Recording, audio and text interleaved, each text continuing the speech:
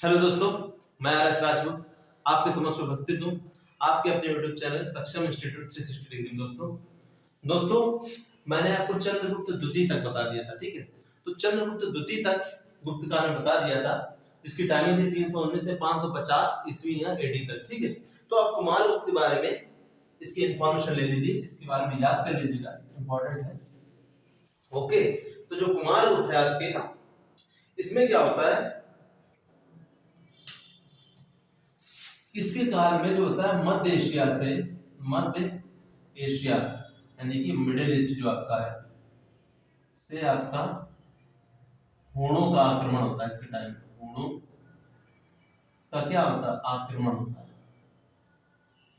ठीक है। इसको लिख लीजिए।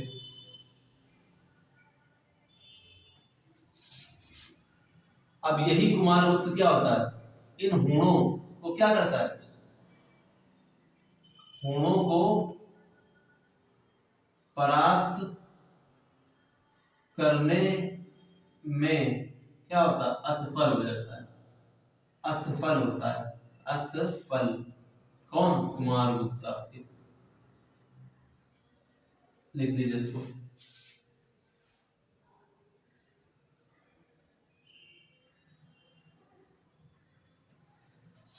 अच्छा, इसने आपके तांबे के सिक्के भी जारी किए, ठीक है। तांबे के सिक्के भी जारी किए। तो देखिए, अब आप तांबे के सिक्के, सोने के सिक्के से तांबे के सिक्के, ठीक है। तो कहीं ना कहीं आपका क्या हो रहा है, कहीं ना कहीं आपको समझ में आ रहा है कि इस समय तक जो आपका जो आर्थिक स्थिति है पहले से काफी गड़बड़ हो गई, क्योंकि कहाँ आपके सोने के सिक्के चल रहे हैं, फिर कहाँ आपके तांबे के सिक्के चल रहे हैं, ठीक है। तो इस तरीके से ये भी नोट कर लीजिए। इसके बाद क्या होता है, अब आपके इसके कुमारगुप्त के बाद कौन आता है, अब आता है आपका वो है स्कंदगुप्त आते हैं, स्कंदगुप्त, ठीक है। ओके, तो स्कंदगुप्त जब आते हैं, ये क्या करते हैं, इनके टाइम में इन्होंने क्या किया, इन्होंने हूणों को परास्त कर दिया, हूणों को परास्त कर दिया था, परास्त कर दिया, ठीक है। लिख लीजिए, हूणों को इन्होंने परास्त कर दिया था, जो काम कुमारगुप्त नहीं कर पाते, ठीक। और ये सूचना कहां से मिलती है, भीतरी अभिलेख, भीतरी जो इंस्क्रिप्शन है, अभिलेख है, भीतरी अभिलेख से ये सूचना मिलती है। कहां, ये गाजीपुर में, गाजीपुर में भीतरी अभिलेख है, वहां से ये सूचना मिलती है कि इन्होंने हूणों को परास्त कर दिया था।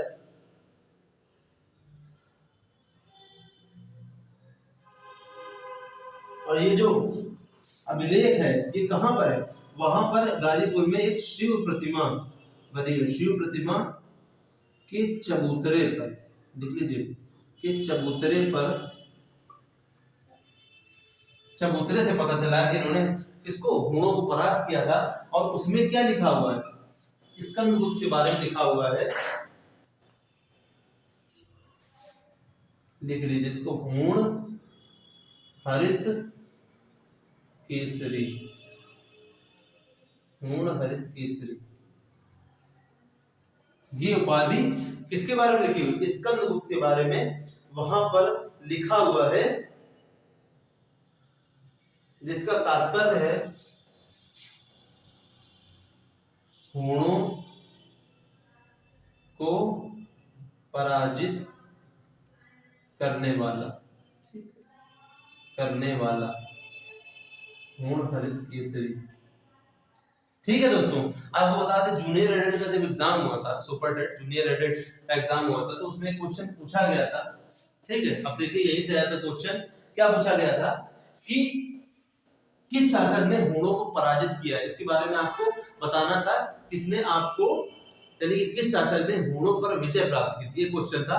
और उसका आंसर क्या था आपका, स्कंदगुप्त का। बड़े बड़े कोचिंग सेंटर, जैसे कि मैंने उस टाइम देखा था, चंद्रा इंस्टीट्यूट एक है, ठीक है, उसने और अन्य कई कोचिंग सेंटर्स ने बताया था कि आपके स्कंदगुप्त का आंसर उन्होंने गलत बताया था, लेकिन मैंने यही टिक किया था उस टाइम भी।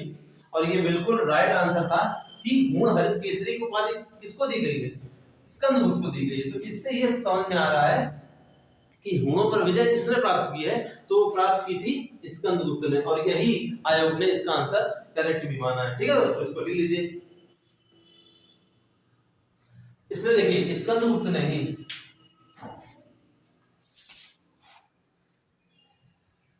इसने क्या किया है, इसने सुदर्शन झील की मरम्मत भी कराई, सुदर्शन झील की मरम्मत भी कराई है। ठीक है, मरम्मत भी कराई है, जो कि जूनागढ़ गुजरात में है। आपको मैंने एक बार बता चुका हूँ।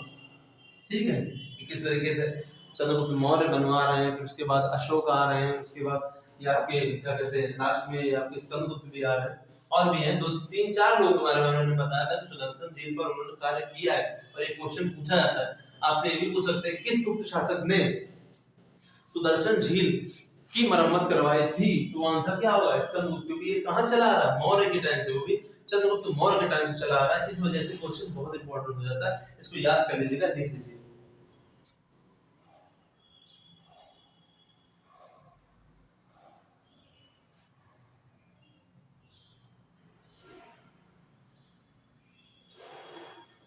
अब देखिए स्कंदगुप्त के जो अभिलेख हैं, अभिलेख में क्या है, अभिलेखों में गजलक्ष्मी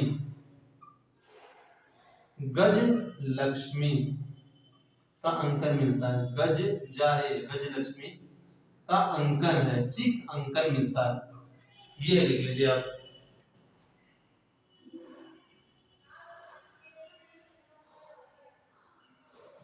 गजलक्ष्मी मतलब हो गया कि इनके चारों तरफ हाथी हैं, चारों तरफ हाथी बने हैं, हाथी हैं जो लक्ष्मी जी का क्या करते हैं, लक्ष्मी जी का, लिख लीजिए, पानी से अभिषेक करते हैं, से अभिषेक करते हैं, अभिषेक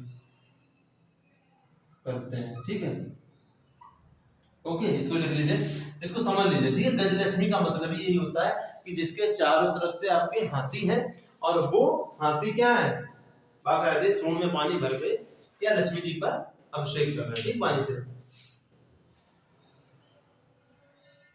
ओके, तो स्कंदगुप्त हो गया। अब देखिए स्कंदगुप्त के बाद ही क्या होता है, इसके टाइम बाद गुप्त काल का पतन शुरू हो जाता है, गुप्त काल का पतन स्टार्ट हो जाता है। ठीक, इसके बाद फिर छोटे मोटे शासक आते हैं। ठीक है, और फिर आपका अंतिम शासक जो आपका आता है, अंतिम शासक जो आता है वो वैन्यगुप्त आता, मैंने आपको बता दिया था पिछले वीडियो में। ठीक है, वैन्यगुप्त आता, तो ये आपसे क्वेश्चन पूछ सकते हैं, अंतिम शासक कौन था गुप्त काल का, वैन्यगुप्त।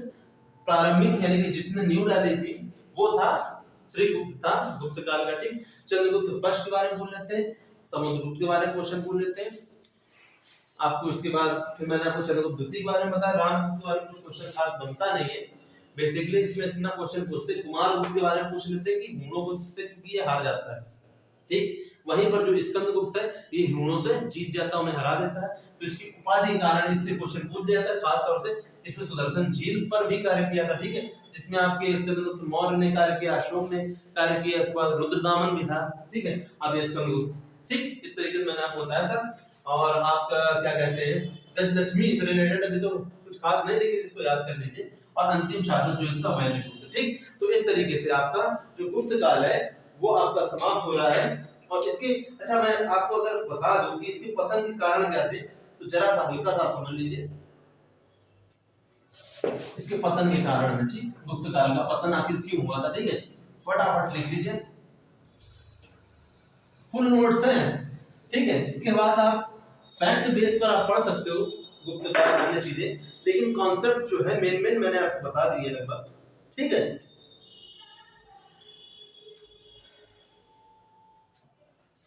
इसका पतन का कारण जो है, पतन का कारण देखिए, पतन का कारण किसका, गुप्त काल का। तो एक तो पहला कारण क्या है, इसका पहला कारण है कि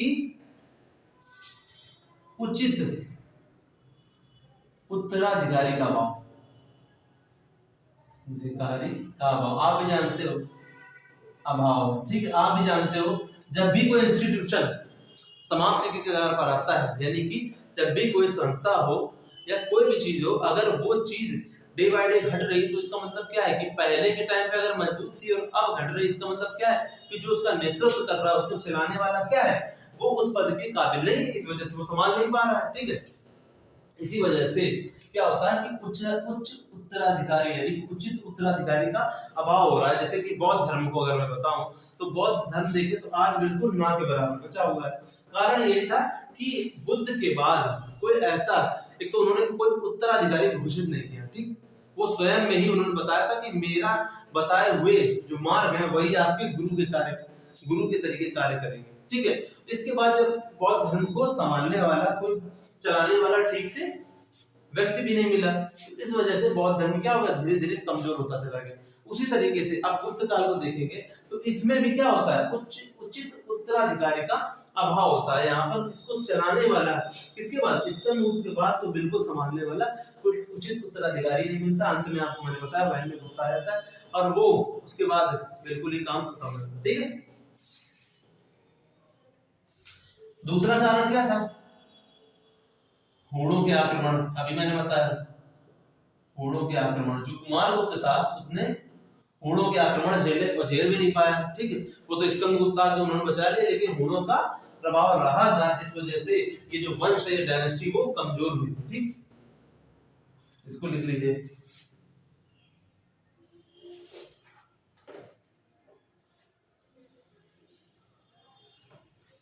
भारत में राजनीतिक सामंतवाद आ गया था, सामंतवाद, ठीक है।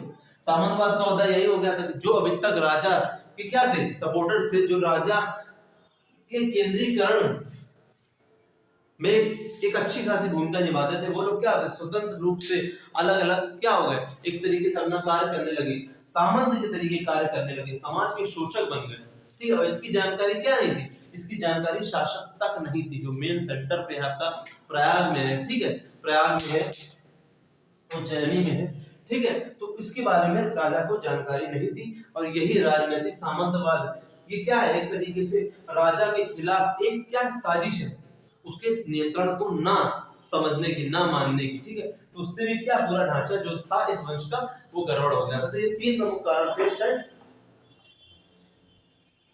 ओके दोस्तों, इसको हटा रहे। तो ये आपका जो है गुप्त काल आपका खत्म हो गया है, मैंने जो बताया इंपॉर्टेंट, ठीक है। इसके बाद आपका आता है उत्तर गुप्त काल, ठीक। उत्तर गुप्त काल आपका इसके बाद आता है, देखिए जब उत्तर गुप्त काल आएगा, ठीक, उत्तर गुप्त काल जब आता है आपका गुप्त काल, इसमें क्या है, सत्ता के दो केंद्र, ठीक, दो केंद्र ऐसे समझ लीजिए, ठीक। पहला जो आपका है, ठीक है, इसकी सत्ता के दो केंद्र हैं, पहला है कन्नौज और दूसरा जो है आपका थानेश्वर, ओके। उत्तर गुप्त काल के बारे में बता रहा हूं मैं, गुप्त वंश आपका समाप्त हो चुका है। यहां पर आपका कन्नौज में मौखरी वंश है, ठीक, मौखरी खा से खरगोश वाला, मौखरी वंश का शासक है, इसको बोल सकते हो ग्रहवर्धन, ग्रहवर्धन, ओके।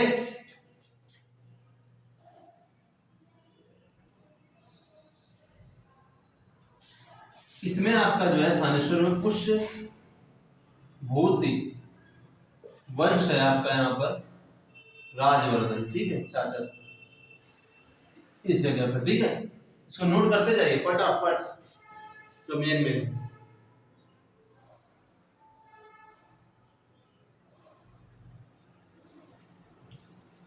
ओके।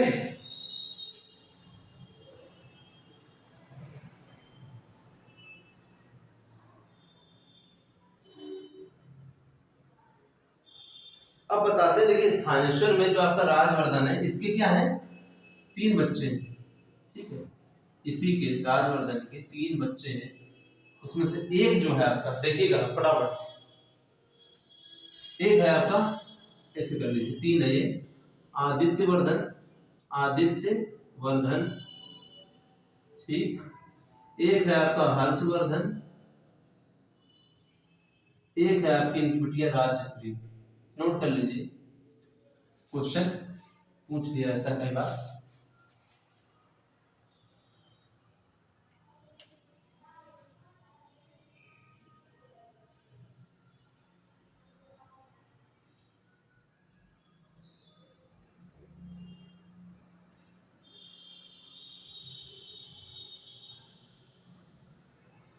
ओके, इतना नोट कर लिया। अब देखिए बता क्या रहा है, यहाँ की समस्या ये चल रही है कि पंजाब जो क्षेत्र है आपका आज का, यहाँ पर क्या मौजूद है, मूड वगैरह मौजूद है, इनसे युद्ध करना जरूरी है, ठीक है। तो होता है ये जो राजश्री है, राजश्री जो उनकी बिटिया है, उसकी शादी कर दी जाती है किससे, ये आपके ग्रहवर्धन से, ठीक, ग्रहवर्धन से, ठीक, जो कि कौन है, मौखरी वंश के ग्रहवर्धन है, वो कहाँ के शासक है, कन्नौज के शासक है। इतना आपको क्लियर हो गया, आराम से बता रहे हैं प्यार से ताकि समझ सके। राजश्री की शादी, जो राजवर्धन है वो अपनी बिटिया राजश्री की शादी किससे कर रहा है, वो मौखरी वंश के शासक ग्रहवर्धन से कर दे रहा, ठीक है।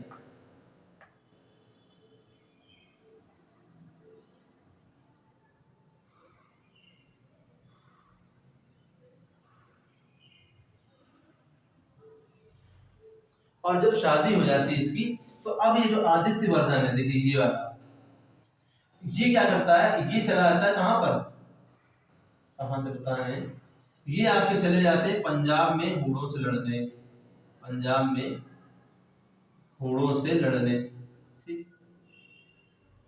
देखिए घटकन कहानियां समझिए, ठीक है, कि राजश्री की शादी ग्रहवर्धन से करा दी, किसने, राजवर्धन ने। आदित्यवर्धन जो थे वो पंजाब में हूणों से लड़ने के लिए चले गए अपनी सेना लेकर। पंजाब में क्या है, आपकी हूण है, हूण बड़ा ही आतंक करे हुए हैं, आपको भी बताया है अभी कि हूणों से किस तरीके से स्कंदगुप्त जीता था, ठीक, ओके। उसके बाद क्या होता है, देखिए इसमें फिर घटनाएं घटना शुरू होती है। अब देखिए ये सब इतना हुआ, इसके बाद कुछ घटनाएं घटित होती हैं, कुछ घटनाएं तेजी से घटती है, ठीक है, तेजी से घटती है। जैसे पहली घटना जो होती है उसमें क्या होता है, पहली घटना में जो आपके राजवर्धन है, ठीक, राजवर्धन क्या है, उनकी क्या हो रही, नेचुरल डेथ हो रही, नेचुरल डेथ हो जाती है किसी कारणवश, प्राकृतिक कारण से हार्ट अटैक वगैरह हो सकता है और उनकी मृत्यु हो जाती है। पहली घटना ये घटती है।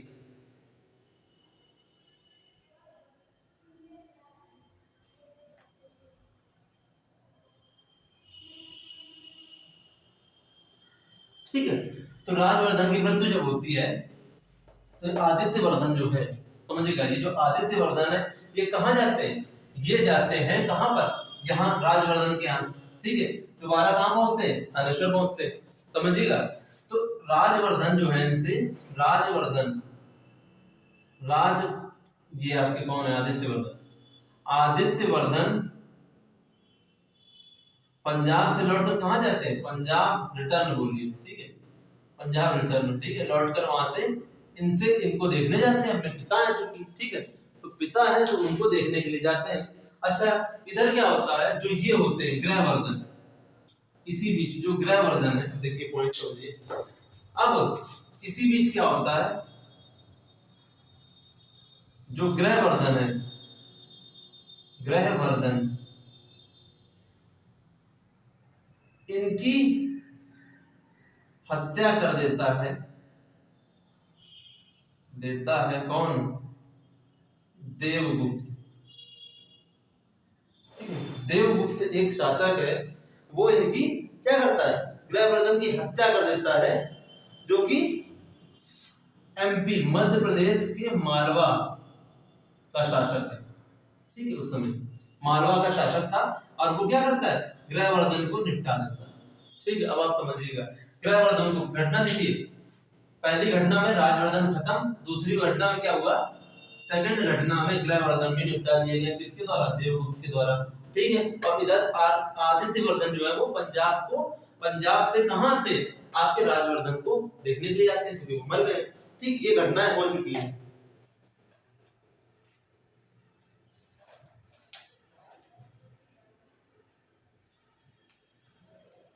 अच्छा, अब ये होता है कि जब ये मार दिए जाते हैं तो अब देखिए, ध्यान समझिएगा, अब तीसरी घटना क्या होती है कि जब ये मर जाते, जब आपके देवगुप्त ने ग्रहवर्धन को मार दिया, तो ग्रहवर्धन को देखने अब ये आपके फिर कौन है, आदित्यवर्धन। देखिए, आदित्यवर्धन पहले पिता को देखने गए, अब सोचा कि अब इनको भी आदित्यवर्धन को देखने के लिए कहां गए, कहां का शासक है, देखने के लिए गए, कहां पर, कन्नौज में। कन्नौज का शासक था ना ग्रहवर्धन, तो कन्नौज गए। ओके, इतना आप नोट कर लीजिए फटाफट, चूंकि बहुत अच्छी कहानी है, इससे अगर इतना बता दे तो आपको पूरा आगे का अपने आप सामने आ जाएगा।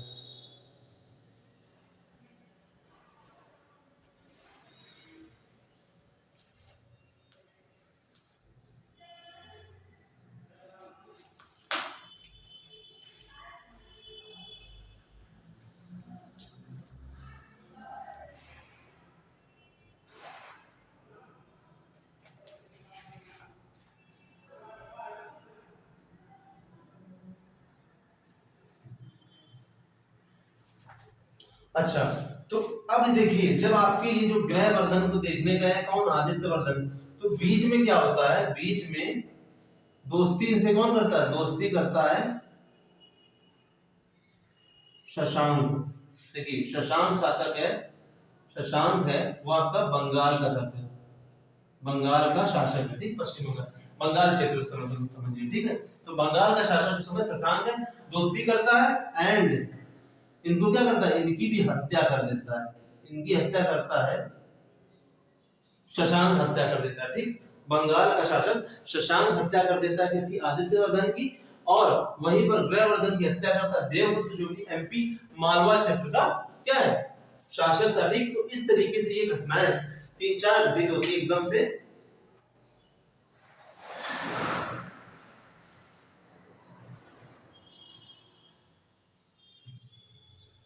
ठीक, तो अब देखा जाए कि आपके कौन कौन मार दिए गए। देखिए, आदित्यवर्धन खत्म हो गए, इधर आपके कौन है, राजश्री का हस्बैंड यानी कि ग्रहवर्धन निपटा दिए गए। ठीक, समझ लीजिएगा, आदित्यवर्धन खत्म, आपके ग्रहवर्धन खत्म, बचा कौन है, राजश्री, तो ये शासक कुछ बनेगी नहीं, बचा कौन, आपका हर्षवर्धन। तो अब अल्टीमेट जो शासक बनता है, समझिएगा, अब जो अल्टीमेट शासक बन रहा है वो आपका हर्षवर्धन शासक बनता है। हर्षवर्धन क्या होता है, बिना कारण ये शासक बन जाता है, कहां का, थानेश्वर का। आप समझिएगा, थानेश्वर का शासक फिर कौन बना, कोई बचा ही नहीं, भाई आदित्यवर्धन इधर खत्म हो गए, इधर आपके ग्रहवर्धन निपटा दिए गए, राजश्री की जो शादी हुई थी ग्रहवर्धन से तो वो विधवा हो गई, तो बचा कौन, हर्षवर्धन बचा। तो इसी को शासन दिया गया कहां का, थानेश्वर का, जहां पर पुष्यभूति वंश, ठीक है, या वर्धन वंश इस समय स्थापित है। ठीक है, तो हर्षवर्धन क्या होता है, शासक बनता है, वो भी कब, वो बनता है 606 ईस्वी में। ठीक,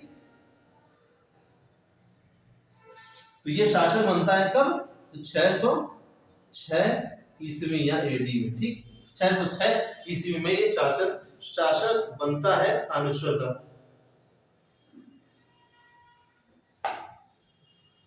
अब होता क्या है कि कन्नौज के जो मंत्री थे, अब आप समझिएगा, ये जो कन्नौज के मंत्री है, तो यहाँ के जो मंत्री हैं उन्होंने किससे रिक्वेस्ट की यानी कि प्रार्थना की, किससे हर्षवर्धन से, हर्षवर्धन से प्रार्थना की थी, रिक्वेस्ट की थी। ठीक है, क्या रिक्वेस्ट की थी,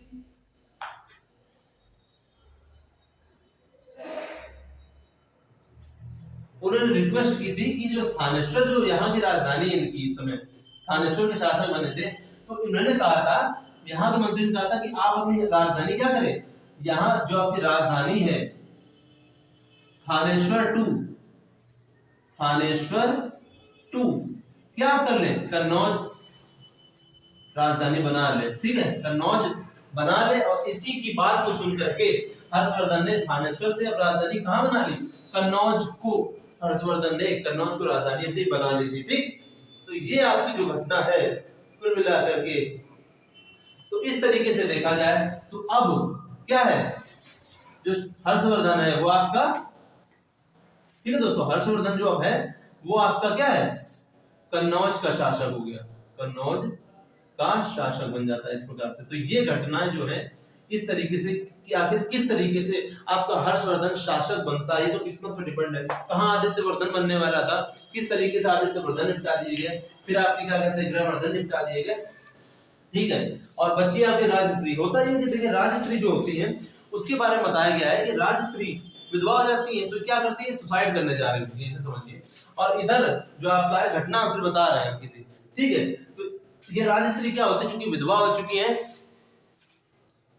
ओके, तो ये विधवा हो चुकी है और विधवा के कारण क्या होता है कि ये अपना सुसाइड करने जा रहे थे किसी जंगल में। और इधर ये हर्षवर्धन जो है वो कसम खा लेते कि मैं अपनी बहन के हस्बैंड की मृत्यु का बदला लेके रहूंगा, ठीक है, यानी कि अपने जीजा की मृत्यु का बदला लेके रहूंगा, तो इससे शशांक से। तो वहां पर कुछ घटनाएं घटित होती है, एक क्षेत्र कहीं पर ये जीत जाता है वरना कहीं कुछ खास नहीं जीतता है। और अंत में एक फिल्मी स्टाइल में अपनी बहन जो कि आग में क्या हो रही थी, जलने जा रही थी, अपने शरीर को जलाने जा रही थी, वहां इनको आकर के पकड़ लेता है हाथ। और इस तरीके से क्या होता है, हर्षवर्धन जो होता है वो अपनी बहन राजश्री जो विधवा होती है उनको मरने से बचा लेता है, ठीक है। तो वो सुसाइड करने जा रही होती इसी टेंशन में, ठीक। तो ये घटनाएं फिलहाल कुल मिलाकर के वहां पर घटित होती है, ठीक है दोस्तों। अब मैं नेक्स्ट जो आपको जब मैं आऊंगा तो फिर इस हर्षवर्धन के विषय में थोड़ा बताऊंगा। फिर हर्षवर्धन के बाद आपके जो ह्वेनसांग है, जो दोनों का किस तरीके से क्या प्रोसीजर होता है, किस तरीके से ह्वेनसांग भारत में आता है, ठीक है। तो इसके बारे में आपको सही से बताते हुए इस उत्तर गुप्त काल का पीरियड जो है समाप्त करूंगा, ठीक है दोस्तों। तो मिलते हैं नेक्स्ट वीडियो में, तब तक के लिए थैंक यू वेरी मच।